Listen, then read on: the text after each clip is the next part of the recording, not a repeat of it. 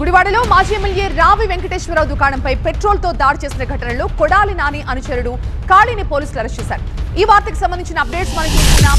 కొడాలి నాని అనుచరుడు కాళీకి వైద్య పరీక్షలు కూడా పూర్తయ్యాయి. కాళీని కోర్టుకు తరలించారు పోలీసులు. కానీ నిన్న అసోంలో కాళీని పోలీసులు అరెస్ట్ చేసినట్టుగా తెలుస్తోంది. మాజీ ఎమ్మెల్యే రావి వెంకటేశ్వరరావు దుకాణంపై పెట్రోల్ తో దాడి చేసిన ఘటనలో కాళీని అరెస్ట్ చేశారు. ఈ కేసులో ఇప్పటికే 13 మంది అరెస్ట్ అయ్యారు కూడా. వైసీపీ కార్యకర్తల్ని వేధిస్తున్నారని, అయితే ఇలాంటి వారికి తాము భయపడేది లేదు అని కొడాలి నాని అనుచరుడు వెంకటేశ్వరరావు అంటున్నారు.